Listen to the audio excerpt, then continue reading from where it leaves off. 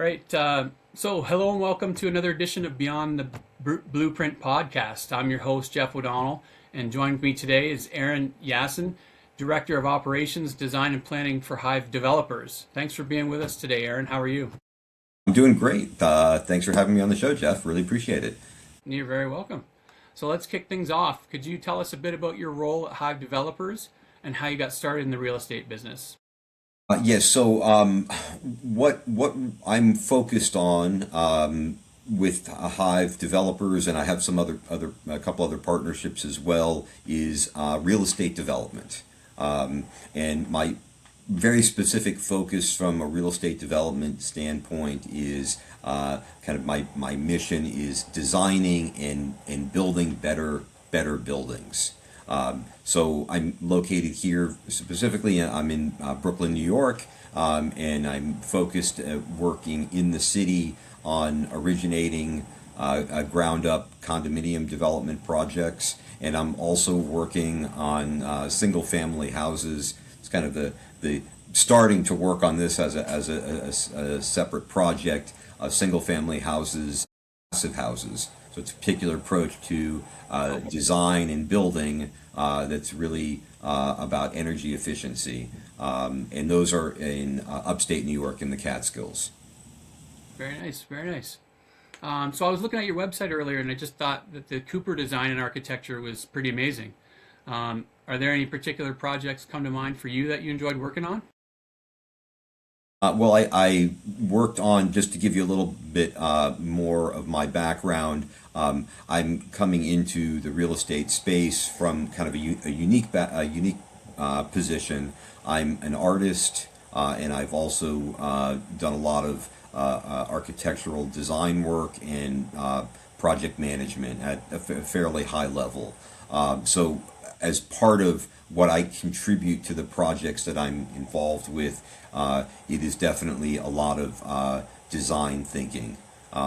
And that's really at the core of my approach to the work. So for the Cooper, I'm not a licensed architect, but so we always have a architect of record on the projects. But for that building, I did most of the design work. So all the design detailing and all the design specifications, I originated for that project. So I'm particularly proud of that. And there was I spent a long time working on it. I made some models and some different forms and really looked at a lot of the details from not just the layouts, but from the look and feel of the building itself. And there were definitely some certain specific ideas that I had in mind in designing the project, and it definitely had strong appeal to the target market. And I have to say, I was very happy once we started listing and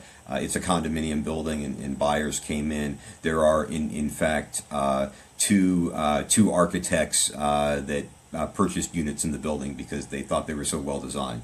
So I No thought way.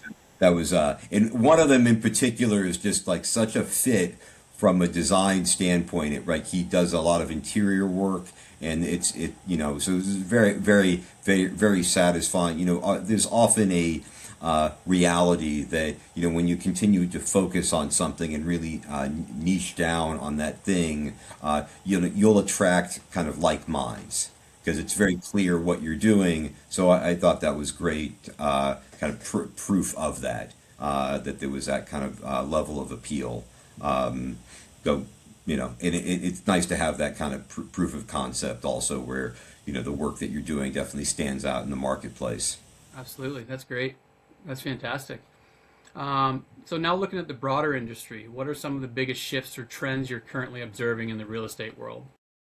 Well, I mean, real estate has, as we all know, particularly here in the United States. I know you're in Canada, which is has I'm sure similar housing issues. Although I work with some Canadian investors, and I understand some metrics of the market in Canada. And there's definitely some different structural realities to how things work. So I can speak more directly on where things are at, maybe more broadly, and also more specifically locally to my submarkets that I work in on real estate in the U.S. and in New York specifically. So obviously, most people are aware there's a huge housing shortage across the country.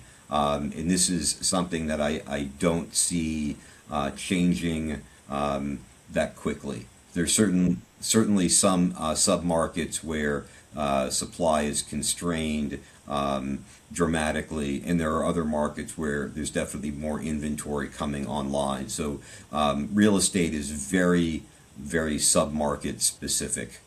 So anyone that's looking at real estate from an investment standpoint really needs to understand the metrics of the submarket where the investment is located. And I would even say more than just the submarket, potentially even kind of the micro market of the location itself. And it just depends on how dense the market is. Certainly here in New York City, there are submarkets, and then there are even what I'm calling micro markets. So if you have a larger neighborhood, that neighborhood may have kind of a few different parts of the neighborhood that may not all be the same. And really looking and understanding those nuances and those differences can have a real impact on the success of a project, among other things. Certainly, we've been seeing lots of issues with supply and costs that have been impacting construction. Those things are still moving targets in terms of where they're headed. Broadly, there's been tremendous upward pressure on insurance, which is having a real impact on real estate values in certain submarkets as well. And I don't see that changing anytime soon. So there's a lot, and certainly those are coming from real climate issues. And so those types of situations are likely going to continue and potentially could get worse. So there's a lot of headwinds to look at. Although from an investment standpoint, all of that constrained supply, costs, and all these other challenges often do lead to some really great opportunities if you know how to kind of parse the data and understand where to look and where to focus. That's more broadly speaking. Here in my local submarket in New York City, I could speak in two ways. My market here, and then looking upstate. There's definitely significant supply constraints. There's a shortage of housing in New York City, and it's a much longer discussion as to what's led to it. In all markets, real estate is regulated, and there's been a lot of regulation in New York City that has significantly constrained construction to the degree that it's not possible that enough units can be built in the next few years.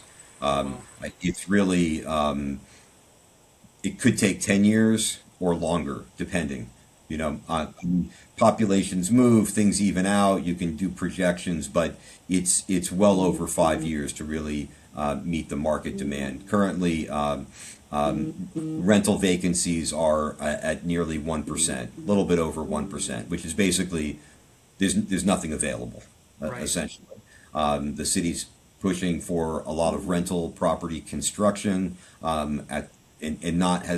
doesn't really focus on for sale product, unfortunately, because it's of interest to me because I'm building more for sale product. That's my focus. Maybe it's a benefit though because there's less people building it, so it can go both ways. But I definitely favor opportunities for home ownership because I think there's a lot of value on the community level when people actually own their homes and instead of just renting in perpetuity. So some different discussions there. So supply is tremendously constrained, but there's also upward pressure on costs, and then also the regulatory hurdles that can impact a project life cycle are significant. And working here, I mean, most people always think it's really hard to build anything in New York City, and that is an accurate assessment of the reality. It's very hard to build in New York City, and you really need to know what you're doing, because you can miss one or two things, and that can you can lose months of time if you missed something that was important that takes 6 months, and you don't realize it until 6 months later. That's can have a devastating impact on your project. So there are some real risk factors, and operational expertise is really critical. So that's kind of an overview of the New York market. Working upstate, there's also tremendous supply constraints and also significant labor constraints. So that's partly what's leading to the supply constraints, because labor is in short supply. So it's very challenging to actually build, and the process of building is also challenging. So I think overall, in all three markets that I've mentioned, I've talked about lots of challenges, and I think that is actually the case. But I do think from an investment standpoint, those challenges can lead to opportunities when you look at them carefully and understand how to overcome the challenges. Right. Okay. Well, no, that's great. Thank you. Long answer. Sorry. No, that's okay. Sounds like the market can create some real headaches for sure. But beyond also wins. I think that there are definitely some operators that in the coming year to 5 years are going to do very well, and others will lose their shirt. Right. So beyond that, what's currently working well for Hive developers? Well, with all of those things in mind, really, focusing on looking at projects and underwriting potential projects, development sites, really, in dialing into a very accurate understanding of what the requirements are, in assessing them, and ensuring that we can underwrite potential project accurately and successfully, and move forward where we feel very confident that we can really protect downside risk. And that is, so the operational expertise is really critical, because there's a lot of costs that go into a project, and your underwriting is going to need to accurately factor in what all of those are. And it takes a level of expertise to ensure that you're not missing anything, and that you have accurate numbers in your underwriting, so that the conclusions that you're coming to as good as you can possibly get them to be. It's challenging, because obviously, with any development work, there's risks and things move, and your underwriting at the end of the project is never going to completely match your projections from the beginning. But really digging into every single line item, every cell in your spreadsheet, because there's a lot that's packed into it. And turning things over as much as possible. Just to give you an example, like trying to get a clear understanding of all the insurance. I was talking about insurance before, but there's different levels of insurance for development. But to really understand an accurate cost for all of the different levels of insurance that are required to build something. It's critical. You need proper insurance to de-risk your project, and to make sure that you're moving forward with the proper protection. But what is the real cost for it, and how do you understand what that is, and make sure you include the right number so that you're not missing anything? Because and you're talking about, for a reasonable sized development project, hundreds of thousands of dollars or even more for insurance. So missing a few zeros dramatically has a real impact on your underwriting. And then the pitfall there is that maybe the project can be successful in the end, but if you proceed and you're undercapitalized, then you're going to need to get more money somewhere. And that puts stress on the project, and stress on operations, and that kind of stress on a project can lead to mistakes being made elsewhere, because your attention is diverted to solving problems that you weren't anticipating. Right. Yeah. Okay. That's So we're great. really focused and really trying to dial in and make sure that everything we're projecting is as accurate as possible, so that we can go out and find something that really makes sense. Right. Okay. Now, if you had a magic wand and could fix just one thing in your business that's holding you back or slowing you down, what would that be? I mean, really, I feel like there are some external factors that I would like to change as much as I would like to change any internal factors. Again, it's some of the things that I've already been discussing, right? You know, and these happen in any industry, right? But particularly one that's regulated like real estate. So, and I'm going to give you one specific example. In New York City, you have to deal with, of course, city government, but there are also connected agencies and other entities, specifically utility companies, right? So the electric utility company in New York City, Con Ed, has become very, very challenging to work with, and it's not controlled by the city government. So for the city, anyone in the government to say, yeah, we're gonna work with them and fix some of the timelines, they don't control it, so they can't necessarily fix it.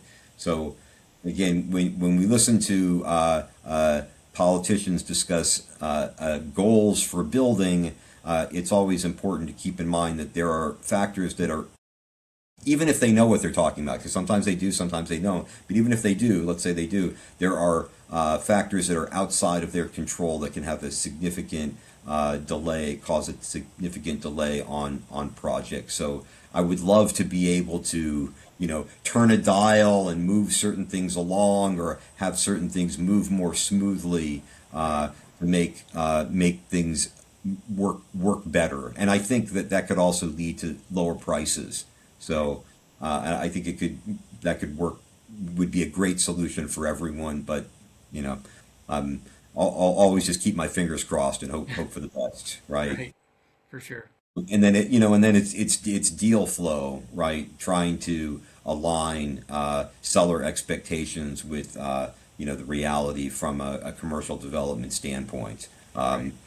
Most people think their properties are worth a lot more than they really are worth. Right. For sure.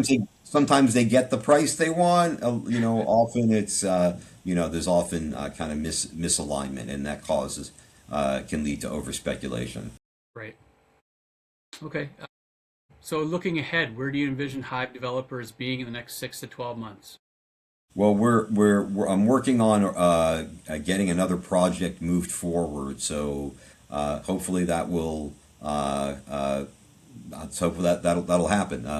We're negotiating some contracts right now. Hopefully things move smoothly, and we'll have another project underway. As I mentioned, how dialed in we are on trying to ensure success based on project assessment and underwriting. We finally have something that we feel pretty confident about, and we have contracts on the development site. So I'm hopeful that we'll be able to move that forward. And also, on this other project, these single family houses upstate, I'm also hoping that I can finally get it's been a very, very slow process. There's a lot more to the discussion there, trying to figure out how to build these houses, very, unique design approach. And it's a lot of, hurry up and wait. I'm hoping in the next 6 months we'll be able to, unlock that a bit and get that business plan moved forward. So got to just stay focused on all the small little tasks, right?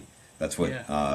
that's what adds up to success. You do all the little things, and they add together over time to build into something bigger. Yeah. Absolutely. Well, I think that's all the time we have for this episode of Beyond the Blueprint. I want to thank our guest, Aaron Yassin, for his insights and expertise. It's been a real pleasure. I'm your host, Jeff O'Donnell, and we hope to catch you on the next one.